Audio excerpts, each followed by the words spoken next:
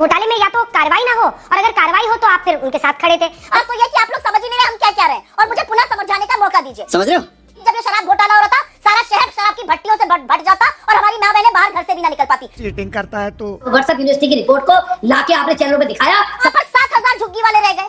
किस बुलडोजर के आगे जाकर आम आदमी पार्टी वाले लेट गए? और ऐसा कोई सगा नहीं जिसे पापी आप और कांग्रेस ने ठगा नहीं। 3/13 में तो ये यहाँ पे आके कौन सी बड़ी बड़ी बातें कर रही हैं। अगर देश काल परिस्थिति देखकर हमें साथ आना था तो हम आए, और मुझे लगता है कि उसका परिणाम इस देश ने देखा कि दिल्ली को तड़प तड़प कर दम तोड़ते हुए हमने देखा है। इनमें ईमानदारी रत्ती भर नहीं बची है, इनको पूरा निचोड़ेंगे। नमस्कार दोस्तों, स्वागत है आपका। आप देख रहे हैं द भारत डिबेट। दोस्तों, आप लोगों ने कई बार सुना होगा कि दुश्मन का दुश्मन दोस्त बन जाता है। हालांकि ये दोस्ती काफी दिन तक नहीं चलती है, लेकिन ये दोस्त लोग अपने फायदे के लिए ये दोस्ती कभी भी तोड़ देते हैं।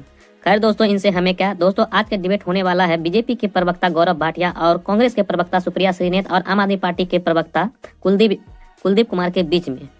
दोस्तों, आज के इस डिबेट में तीखी मसाले और भरपूर मनोरंजन मिलने वाला है, क्योंकि सुप्रिया और गौरव भाटिया के बीच में ऐसी तीखी बहस चली कि सुप्रिया जी डिबेट छोड़ के भाग गई। खैर दोस्तों, आप लोगों से अनुरोध है कि वीडियो को अंत तक जरूर देखना। अगर आप चैनल पे पहली बार आए हैं, चैनल को अभी तक सब्सक्राइब नहीं किया तो चैनल को सब्सक्राइब और वीडियो को लाइक जरूर से कर लीजिएगा। चलिए दोस्तों, मेन वीडियो को स्टार्ट करते हैं। चलिए शुरू करते हैं। सुप्रिया जी, विरोधाभास इस बात में है कि आप कह रही हैं शराब घोटाला हुआ था, उसी घोटाले में अरविंद केजरीवाल जेल जाते हैं तो उनकी पत्नी सुनीता केजरीवाल के साथ सोनिया गांधी मंच शेयर करती हैं। अब क्या मतलब है? मतलब घोटाले में या तो कार्रवाई ना हो, और अगर कार्रवाई हो तो आप फिर उनके साथ खड़े थे। मतलब ये असल विरोधाभास तो ये है कांग्रेस पार्टी के स्टैंड में। बिल्कुल नहीं, असल विरोधाभास तो यह कि आप लोग समझ ही नहीं रहे हम क्या कह रहे हैं, और मुझे पुनः समझाने का मौका दीजिए। हम ओरिजिनल याचिका करता थे। दिल्ली वाले तो ये बीजेपी वाले तो चादर ताने सो रहे थे कुंभकर्ण की नींद। जब ये शराब घोटाला हो रहा था, सारा शहर शराब की भट्टियों से भट जाता और हमारी माँ बहनें बाहर घर से भी ना निकल पाती। बीजेपी को तो कोई फर्क ही नहीं पड़ा था। 7 सांसद और 8 विधायक कुंभकर्ण की नींद सो रहे थे। ये किस मुंह से बात कर रहे हैं? हम याचिका करता थे, हम गए। इस पर न्याय संगत अगर कार्रवाई होती, हम उसका स्वागत आज भी करते हैं। लेकिन कार्रवाई जब शुरू हुई और जिस तरह से ईडी ने वेंडेटा के तहत कार्रवाई करी, जिस तरह से ईडी ने जबरदस्ती बेल ना लेना, जबरदस्ती अपने कार्य क्षेत्र से जाकर ज्यादा वेंडेटा करना, इस पर हम बिल्कुल बोलेंगे। दीप कुमार जी, देखिए, दो में से एक ही चीज हो सकती है। या तो जब आपने ये वादा पिछले मैनिफेस्टो में किया था तो आप ये मान रहे थे कि गृहमंत्री अमित शाह दिल्ली सरकार का हिस्सा है, वरना आप ही देखिए 10वें नंबर पर आपने लिखा हुआ है, दिखाइए ट्वीटेड वीडियो। 10वें नंबर पर आपने खुद ही लिखा है। देखिए, वादा याद है कुलदीप कुमार जी? नहीं। अभी आपने कहा कि हाई कोर्ट ने सख्त टिप्पणी करी है कि रिपोर्ट पब्लिश नहीं की गई, तो मैं इसे पूछना चाहता हूं गौरव भाटिया जी, आज तक चैनल पे आके आप बड़ी बड़ी रिपोर्ट दिखाते थे कि ये रिपोर्ट जारी नहीं हो रही है, इस रिपोर्ट में ये लिखा हुआ है, ये रिपोर्ट में ये लिखा हुआ है, वो रिपोर्ट आप पे कहां से आई थी? जब रिपोर्ट पब्लिश नहीं हुई थी, आज कोर्ट ने कहा, तो वो रिपोर्ट आपके पास कहां से आई? केवल व्हाट्सएप यूनिवर्सिटी की रिपोर्ट को लाके आपने चैनलों पे दिखाया। सबसे पहले देश से माफी मांगी है कि आपने देश के लोगों को झूठ बोलने का काम किया, गुमराह करने का काम किया, और हाई कोर्ट ने आप तुम्हारी पोल खोलने का काम कर दिया। ये मैं आपको बता दूं, पहले माफी मांगिए, चैनल पे उत्तर बात दीजिए।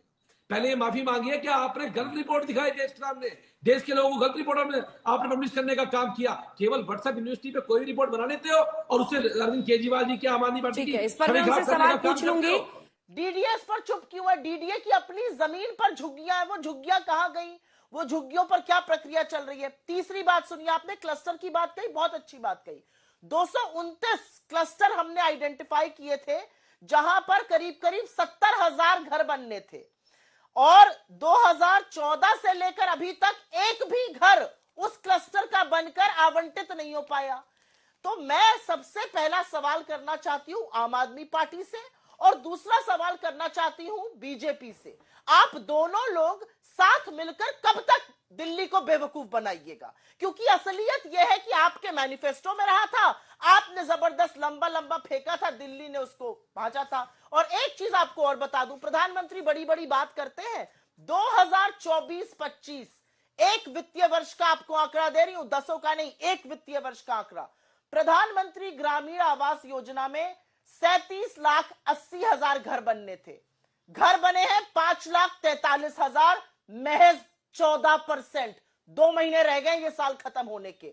तो ये बीजेपी का और आम आदमी पार्टी का एक तरीका है, जब दिल्ली की बात आएगी तो आपस में भिड़ जाओ, कोई सलूशन नहीं, कोई समाधान नहीं, बड़ी बड़ी बातें करो। झुग्गी जब केजरीवाल जी जा रहे हैं तो नारे लगा के क्यों भगाए जा रहे हैं वहां से? क्यों लोग कह रहे हैं जो हुआ वो शीला जी ने किया, आप लोग कुछ नहीं कर पाए? और एक बात छोटी सी कहकर अपनी मैं बात समाप्त करती हूं, उसके बाद आप इन लोगों से बात करिएगा। जिस नई दिल्ली कंस्टिट्यूएंसी से अरविंद केजरीवाल जी खुद लड़ रहे हैं, वहां पर 40 से 45 हजार वोटर होते थे, और ये संदीप दीक्षित जी ने तमाम इंटरव्यूज में कहा है, शीला जी के बेटे हैं, वहां खूब जाते थे। अब वहां पर 7,000 झुग्गी वाले रह गए। किस बुलडोजर के आगे जाकर आम आदमी पार्टी वाले लेट गए? और भाजपा ने क्यों बुलडोजर चलाए? 7,000 लोग रह गए, बाकी 30-35 हजार झुग्गी वाले कहां गए? सबसे पहले तो जैसा आपने कहा, वो तस्वीर मेरे पास भी है, मैंने अभी बात करी, ये 10वां वादा जो था, इन्होंने कहा था कि जहां पे झुग्गी झोपड़ी वाले हैं वहीं पे पक्का मकान मिलेगा। तो आपने बिल्कुल सही प्रश्न पूछा कि भाई ये तब नहीं पता था जब वादा कर रहे थे, और इसी तरह से हम लोग पूछते आए हैं। अंजना जी, इन्होंने कहा था 20 अस्पताल नए बनाएंगे। चैनल पे चुनौती देता हूं, बताएं 20 नए अस्पताल कौन से बनाए हैं 10 साल में? मैं तो पहले इनके मैनिफेस्टो 2015 की बात कर रहा था। दूसरी बात, इनसे हम लोग पूछते रहे 20 नए कॉलेज बनाएंगे, वो आज तक नहीं बताया। 30 सेकंड लगते हैं, 1 मिनट ले दोनों बता दें। यहां पे ऐसा कोई सगा नहीं जिसे पापी आप और कांग्रेस ने ठगा नहीं। और मैं मैडम की बातें सुन रहा था, कह रही थी लंबा लंबा फेंका। अरे लंबा लंबा सबसे ज्यादा कौन फेंकता है? हर कोई जानता है वो कौन है। वो वही व्यक्ति है जो कह रहा था खटाखट स्कीम, और उसके बाद खटाखट स्कीम में फॉर्म भरवाते हैं, और 2024 का चुनाव तो हारी जाती है कांग्रेस पार्टी। जब महिलाएं लखनऊ में आई कि भैया 8500 रुपए दे दो, तो खटाखट वाले फटाफट गायब हो गए। और शर्म इनको ये आनी चाहिए। अंजना जी, आप इन पे समय नष्ट कर रही हैं। जनता ने तो इनको कब का दरकिनार कर दिया है। 5 ऐसे चुनाव हो चुके हैं, विधानसभा के 2 और लोकसभा के 3, जब इनके आए हैं अंडा सीटें, अंडा, और ये 6ठी बार कीर्तिमान लगाएंगी, अंडा सीटें आएंगी। अगर इनमें हिम्मत है, मैं चुनौती देता हूं, यहां पे बता के जाए कि कितनी सीटें आ रही है दिल्ली में। अरे कोई पूछ नहीं रहा। इनके पूर्व उप मुख्यमंत्री पृथ्वीराज चौहान क्या कहते हैं? पृथ्वीराज चौहान ने कहा, देखिए दिल्ली में ना आप जीत रही है, क्योंकि भाई इंडी अलायंस के साथी रहे थे। तो मुझे नहीं पता, जब इनके पूर्व उप मुख्यमंत्री को लगता है कि कांग्रेस पार्टी कहीं है ही नहीं, ना 3 में ना 13 में, तो ये यहाँ पे आके कौन सी बड़ी बड़ी बातें कर रही हैं? बात तो सही है। 2024 के चुनाव में हम पूरी तरह से कन्विंस थे, और आज भी कन्विंस है कि बीजेपी को रोकने के लिए हम सबका साथ आना जरूरी था। और हमारे साथ आने की वजह से बीजेपी आज एक कोalition सरकार, एक गठबंधन की सरकार नरेंद्र मोदी चला रहे हैं, और 2 बैसाखियों पर निर्भर होने को मजबूर है। जदयू और टीडीपी 240 पर लाकर इंडिया ने उनको पटक दिया, 400 की बात कर रहे थे। लेकिन जब दिल्ली का चुनाव आया तो हमें लगा 11 साल से एक पार्टी चला रही है, लोगों के अंदर आक्रोश है, एंटी इनकम्बेंसी है, और हमें उस पार्टी से भी कुछ सवाल पूछने चाहिए। इसमें कोई विरोधाभास नहीं, और मैं आपको बताती हूं क्यों नहीं है। जब बीजेपी को वोट चाहिए होते हैं नागालैंड में, गोवा में, केरला में, तो वो बीफ बैन का विरोध करती है। वो कहती है बीफ बैन गलत है, लेकिन उसी बीफ बैन के लिए बीजेपी और उनके साथी लोगों की हत्या करने को यूपी और बिहार में तैयार हो जाते हैं। तो देश काल परिस्थिति देखकर मुद्दों की और घटक दलों की राजनीति की जाती है, इसमें कोई विरोधाभास नहीं है। बीजेपी जब तक महबूबा मुफ्ती जी के साथ थी, उनको महबूबा जी कह के पूरा सम्मान देती थी, फिर उनको गुपकर गैंग का सदस्य बुलाने लगी। तो ये असलियत है इनकी, हमारी ये असलियत नहीं है। अगर देश काल परिस्थिति देखकर हमें साथ आना था तो हम आए, और मुझे लगता है कि उसका परिणाम इस देश ने देखा। अपना मानना है, हमारी सरकारें जहां पर हैं, हमारी सरकारों ने जो चीजें कर कर दिखाई है वो हमारा ट्रैक रिकॉर्ड है। इसीलिए हम 2500 प्यारी दीदी योजना लॉन्च करेंगे। हम युवाओं के लिए अप्रेंटिसशिप और 8500 रुपए महीने की बात कर रहे हैं, और हम 25 लाख की हेल्थ बीमा योजना यहां लागू करना चाहते हैं, क्योंकि दिल्ली को तड़प तड़प कर दम तोड़ते हुए हमने देखा है। तब मोदी जी भी आंख पर पट्टी बांधकर बैठे थे और केजरीवाल भी चुप थे, लेकिन भाई साहब कुछ ज्यादा नहीं हो गया? और आप देखिएगा 8 तारीख को ये दोनों मिलेंगे नहीं, और ये पुनः गले लग रहे होंगे, क्योंकि इनका एक ही मकसद है, सबको ठगना। आपने बिल्कुल सही बात कही। 6 महीने पहले ये लोग साथ साथ थे, तब हम लोग लिकर घोटाला उठा रहे थे, शीश महल घोटाला उठा रहे थे।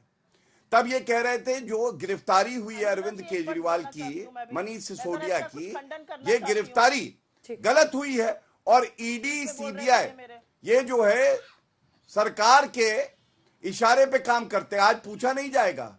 अरे भ्रष्टाचारियों के साथ तो आप खड़े थे, अरविंद केजरीवाल तो आप ही की गोदी में थे या आप उनकी गोदी में थे, और 7 सीटें दिल्ली में आपको हरा दी, चाहे वो पापी आप हो चाहे भ्रष्टाचारी कांग्रेस हो। क्यों? दिल्ली की जनता को पता था इनमें ईमानदारी रत्ती भर नहीं बची है, इनको पूरा निचोड़ेंगे तो भी इनके अंदर से एक बूंद ईमानदारी नहीं निकलेगी। दोस्तों आज का ये डिबेट वीडियो यहीं समाप्त करते हैं। आई होप कि आप लोग को काफी ज्यादा आनंद आया होगा। अगर आनंद आया होगा तो कमेंट सेक्शन में अपनी राय जरूर लिख के जाइएगा। चलिए दोस्तों आज का ये डिबेट वीडियो यहीं समाप्त करते हैं। मिलते हैं कोई और लेटेस्ट डिबेट वीडियो में। तब तक के लिए जय हिंद, जय भारत, वंदे मातरम।